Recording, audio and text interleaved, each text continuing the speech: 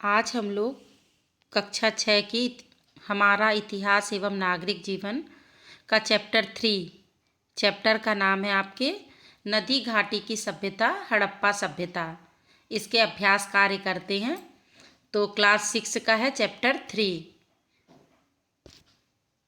पहला प्रश्न है आपका सही पर निशान लगाने का। 3 ऑप्शन दिए हैं आपको, उनमें से सही पर आप निशान लगाएंगे। आ नंबर है सिंधु घाटी की सभ्यता थी ग्रामीण सभ्यता, नगरीय सभ्यता, अर्धनगरीय सभ्यता। तो नगरीय सभ्यता पर सही है। नगरीय सभ्यता पर आप चिन्ह लगाएंगे, ये आपका सही है। सिंधु घाटी की सभ्यता नगरीय सभ्यता थी। अगला प्रश्न है आपका मोहनजोदड़ो के नगर बसे थे आजकल के गांव की तरह टेढ़ी मेढ़ी गलियों में एक निश्चित योजना के अनुसार। तो मोहनजोदड़ो के नगर बसे थे एक निश्चित योजना के अनुसार। इसमें आपको सही का निशान लगाना है। अब है रिक्त स्थान की पूर्ति करिए। का नंबर है मोहनजोदड़ो का अर्थ खालिस्तान है। खालिस्तान में आपको लिखना है मृतकों का टीला। मोहनजोदड़ो का अर्थ मृतकों का टीला है। खा नंबर है रोपड़ भारत के पंजाब राज्य में, कालीबंगा राजस्थान राज्य में है। रोपड़ भारत के, खालिस्तान में पंजाब लिखना है राज्य में, और कालीबंगा राजस्थान राज्य में है। गा नंबर है आपका व्यापार इराक और सिंधु घाटी के शहरों के बीच होता था। खालिस्तान पर इराक लिखना है। इस तरह से ये आपका खालिस्तान था। अगला चलते हैं। जोड़े बनाना है, जोड़ी का मिलान करना है। तो रोपड़ जो है आपका वो कहाँ है? पंजाब में। कालीबंगा कहाँ है? कालीबंगा आपका राजस्थान में है। लोथल गुजरात में है और दायमाबाद आपका महाराष्ट्र में है। इस तरह से आपकी जोड़ी बन जाएगी। प्रश्नों के उत्तर दीजिए। पहला प्रश्न है कांसे की बनी नर्तकी की मूर्ति कहाँ से प्राप्त हुई है? उत्तर कांसे की बनी नर्तकी की मूर्ति हड़प्पा कालीन नगर मोहनजोदड़ो से प्राप्त हुई है। दूसरा प्रश्न है आपका खा नंबर हड़प्पा के लोगों का विदेश व्यापार किस देश के साथ होता था? उत्तर हड़प्पा के लोगों का विदेश व्यापार मेसोपोटामिया के साथ होता था। अगला प्रश्न है आपका कागज का आविष्कार सर्वप्रथम कहाँ हुआ? उत्तर कागज का आविष्कार सर्वप्रथम चीन में हुआ। घ नंबर कौन सी सभ्यता नील नदी का वरदान नाम से प्रसिद्ध है? मिस्र सभ्यता नील नदी का वरदान नाम से प्रसिद्ध है। मानचित्र देखकर हड़प्पा कालीन पुरा स्थलों की सूची बनाइए। ये आपको स्वयं करना है। देख लीजिए जैसे कि इस मानचित्र में आपको दिखाया गया है मोहनजोदड़ो, कालीबंगा, लोथल और भी देख करके यहाँ के पुरा स्थलों की सूची आपको बनाना है। अगला प्रश्न है हड़प्पा कालीन नगर निर्माण योजना, इन पर टिप्पणी लिखना है। पहला है हड़प्पा कालीन नगर निर्माण योजना। उत्तर है इसका हड़प्पा कालीन नगरों का निर्माण एक निश्चित योजना के आधार पर किया गया था। सड़कें चौड़ी थीं और वे छोटी छोटी सड़कों एवं गलियों से जुड़ी थीं। सड़कें पूर्व से पश्चिम की ओर तथा उत्तर से दक्षिण की ओर जाती थीं। सड़कों के किनारे पक्की नालियां बनी थीं। हर घर की नाली बड़े नालों से मिल जाती थी। हर नाली में हल्की सी ढाल होती थी ताकि पानी आसानी से बह सके। इससे पता चलता है कि इस सभ्यता के लोग सफाई और स्वच्छता के प्रति जागरूक थे। बहुत सुनियोजित ढंग से हड़प्पा कालीन जो नगर निर्माण हुआ था वो बहुत ही सुनियोजित ढंग से नालियां बनाई गई थी। जिस तरह से आज के मकान बनते हैं उस तरह से बनाए गए थे। अगला है हड़प्पा कालीन व्यापार। हड़प्पा के नगरों से पत्थर, हाथी दांत, धातु एवं मिट्टी की बनी वस्तुएं मिली हैं। कुछ विद्वान सोचते हैं कि ये वास्तव में व्यापारियों की मुहरें थीं। ये विभिन्न प्रकार की हैं। इन मुहरों पर आदमी की आकृतियाँ, कुछ पर जानवरों की, पौधों की और कुछ पर बर्तनों की आकृतियाँ बनी हुई हैं। व्यापारी जब एक जगह से दूसरी जगह सामान भेजते थे तो सामान बांधकर उस पर गीली मिट्टी छापते होंगे और गीली मिट्टी पर अपनी मुहर से छाप बना देते होंगे ताकि उनके सामान की पहचान बनी रह सके। तौल और नाप के लिए बटखरे और पैमाने का प्रयोग करते थे। ऐसी मुहरें दूसरे देशों में भी पाई गई हैं। खासकर मेसोपोटामिया में लगता है कि उन दिनों इराक और हड़प्पा के नगरों के बीच व्यापार होता था।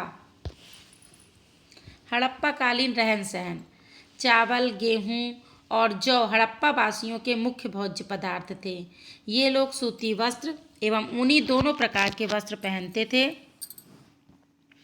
यहाँ के निवासी गेहूं, जौ, कपास, मटर, तिल और चावल की खेती करते थे।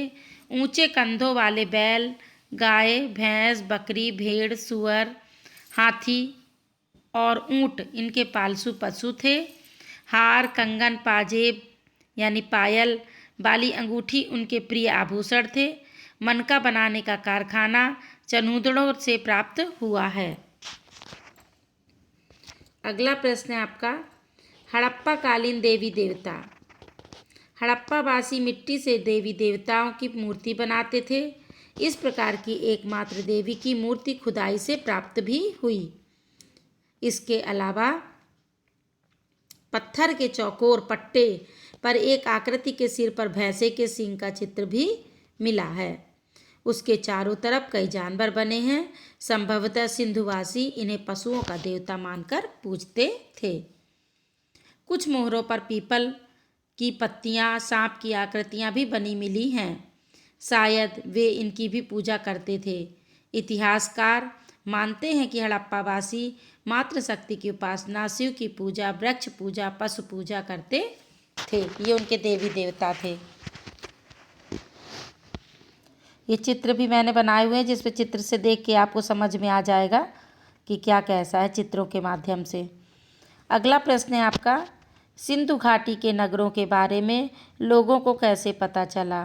हड़प्पा सभ्यता के नष्ट होने के क्या कारण हो सकते थे? उत्तर है आपका, सन 1921 में पुरातत्वविदों ने पंजाब प्रांत में हड़प्पी नामक स्थल की खोज की, जिसके अध्ययन से ज्ञात हुआ कि यह एक नगरीय सभ्यता के अवशेष हैं। इसी प्रकार सिंध प्रांत में मोहनजोदड़ो की खोज हुई। जब इन स्थलों की विस्तृत खुदाई हुई तो नीचे दबा हुआ पूरा का पूरा शहर निकल आया। धीरे धीरे खोज आगे बढ़ी और पता चला कि उस समय कई नगर थे। ये सभी नगर सिंधु नदी और उसकी सहायक नदियों की घाटी में बसे हुए थे। हड़प्पा सभ्यता के नष्ट होने के कई कारण हो सकते हैं। बाढ़ या भूकंप, महामारी, आक्रमण, आग या फिर आर्यों का आगमन। इस तरह से पहले भी नगर बसे हुए थे। जब खुदाई की गई तो हमको उसमें दिखाई दिए कि कई नगर सुनियोजित ढंग से बने हुए थे मोहनजोदड़ो में, है ना। इधर पर सिंध जो नदियों के किनारे थे, सिंधु नदी के किनारे बसे हुए थे। अगला प्रश्न है आपका, किस कारण सभी प्राचीन सभ्यताओं का विकास नदियों के किनारे हुआ? नदियों से विशेष लाभ क्या थे? उत्तर है, खेती के लिए पानी की उपलब्धता ने अधिक अन्न उत्पादन में मदद की। इससे व्यापार को बढ़ावा मिला, जिससे नगरों का विकास संभव से हो सका। व्यापार के लिए जल मार्ग सुलभ था, साथ ही नदी मार्ग से व्यापार सस्ता, आसान तथा सुरक्षित था। नगरीय जीवन में कृषि की अपेक्षा अन्य काम धंधों को अधिक महत्व मिला। इन काम धंधों के लिए कच्चे माल की उपलब्धता तथा उससे निर्मित वस्तुओं ने नगरीय जीवन को और उन्नत बनाया। यही कारण है कि सभी प्राचीन सभ्यताओं का विकास नदियों के किनारे ही हुआ। अब ये आपकी तालिका है, इसको पूरा करना है आपको। मेसोपोटामिया सभ्यता किस नदी पर है? दजला फरात।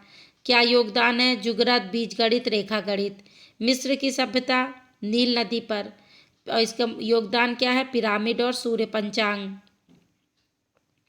क्रीट सभ्यता भूमध्य सागर के किनारे, जलयान और चित्रकारी। चीन की सभ्यता ह्वांगो और यांगशिक्सोंग, लेखन कला। सिंधु घाटी की सभ्यता सिंधु नदी। नगरीय सभ्यता कपास की खेती। इस तरह से आपकी ये तालिका पूरी भर जाएगी। अगला प्रश्न है, सिंधु घाटी के नगरों से मिलने वाली मोहरों के बारे में 4 मुख्य बातें बताइए। उत्तर है, सिंधु घाटी के शहरों से प्राप्त मोहरों पर आदमी, जानवरों, पौधों और बर्तनों की आकृतियां बनी हुई हैं। एक मिट्टी की मूर्ति मिली है जो शायद उन लोगों की देवी की मूर्ति थी। एक आकृति के लिए सिर पर भैंस का चित्र है, शायद यह पशुओं का देवता था जो पूजा जाता था। एक मुहर पर पीपल की पत्तियां और सांप बने हैं, शायद इनकी पूजा होती थी। प्रोजेक्ट वर्क आपको करना है कि नदियों से क्या लाभ होते हैं, अपने प्रदेश की मुख्य नदियों के बारे में बताइए। आपके घर में मिट्टी से बने विभिन्न वस्तुओं का प्रयोग होता है, उन वस्तुओं की सूची बनाइए। यह भी पता करें कि इन वस्तुओं को कौन बनाते हैं, सब आपको खुद करना है। Please like, subscribe and push the bell icon to get the notification of new chapter video. Do leave comments in box, improve the contents. Thanks.